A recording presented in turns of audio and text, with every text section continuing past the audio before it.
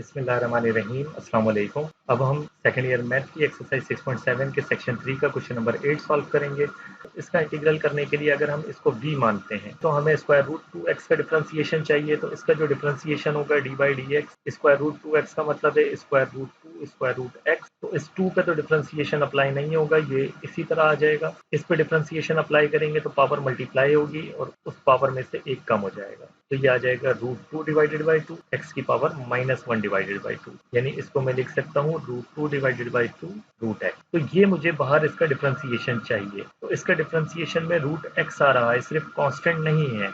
तो उसके लिए इसको मैं इंटीग्रेट तो नहीं कर सकता। तो क्या हम इसको u मान लें, तब हम इसको कर पाएंगे। तो तब भी ये क्वेश्चन प्रॉपर्ली सॉल्व इस तरह नहीं हो पाएगा, मुश्किल हो जाएगा सॉल्व करना। तो ज्यादा बेहतर ये है कि हम यहाँ पे सब्स्टिट्यूशन मेथड का इस्तेमाल करेंगे। इसको हम किसी एक वेरिएबल के बराबर कंसिडर कर लेंगे। इसको सिंपल करने के बाद इस क्वेश्चन की टोपोलॉजी चेंज हो जाती है जब हम सब्स्टिट्यूशन मेथड को अप्लाई करते हैं। तो तब ये बहुत सिंपल हो जाएगा और हम इसको इजीली सॉल्व कर पाएंगे। तो चलिए इस क्वेश्चन को सॉल्व करते हैं। तो सबसे पहले स्टेप में तो मैं सब्स्टिट्यूशन मेथड अप्लाई करूंगा। इस रूट 2x को मैं एक वेरिएबल y के बराबर कंसिडर कर लेता हूँ। ये हमारी इक्वेशन नंबर ए हो जाएगी और y बराबर आ जाएगा रूट 2x के, ये इक्वेशन 1 हो जाएगी। देन नेक्स्ट स्टेप में सब्स्टिट्यूशन मेथड में हम डिफरेंशिएट करेंगे इस y को विद रिस्पेक्ट टू x, क्योंकि यहाँ पे x वेरिएबल है। तो ये हो जाएगा d y by d x, square root 2 ऐसे ही रहेगा। x पे भी रूट मौजूद है, अभी मैंने आपको डिफरेंशिएशन करके दिखाया है। वो पावर मल्टीप्लाई हो जाएगी और इस x में से, इस रूट x में से एक पावर कम हो जाएगी। इसको मैं यहाँ आगे ही सॉल्व कर लेता हूँ। ये हो जाएगा रूट 2 डिवाइडेड बाई 2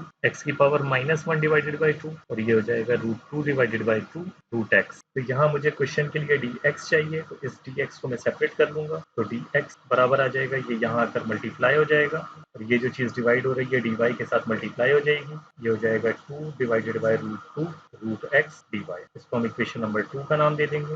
अब क्योंकि हमारे सॉल्यूशन में हमने y के हिसाब से सब्स्टिट्यूट करना है तमाम चीजों को और रूट x भी आ रहा है, तो मैं इक्वेशन 1 से रूट x को सेपरेट कर लेता हूँ, जिसको मैं यहाँ पर सब्स्टिट्यूट करूंगा, जो कि बराबर होगा y डिवाइडेड बाई रूट 2 बराबर आ जाएगा रूट x के। इस इक्वेशन 3 की वैल्यू को मैं यहाँ पे पुट कर देता हूँ। तो यहाँ dx बराबर आ जाएगा 2 डिवाइडेड बाई रूट 2, इस रूट x की जगह y डिवाइडेड बाई रूट 2 आ जाएगा और ये dy आ जाएगा। अब इसको फर्दर हम सिंप्लीफाई कर लेते हैं। ये रूट 2 और ये रूट 2 आपस में मल्टीप्लाई हो रहे हैं, तो ये हो जाएगा 2 डिवाइडेड बाई 2 y dy। ये 2 से 2 कैंसिल आउट हो जाएगा, तो इस तरह से dx बराबर आ जाएगा y dy के। Equation number 4। तो अब हम इक्वेशन 1 और 4 की वैल्यू को इक्वेशन नंबर ए में सब्स्टिट्यूट कर देते हैं। तो इक्वेशन ए जो हमारी हो जाएगी, इंटीग्रल साइन इसी तरह रहेगा। इस रूट 2x की वैल्यू इक्वेशन 1 के हिसाब से y हो जाएगी और ये dx आ जाएगा y dy।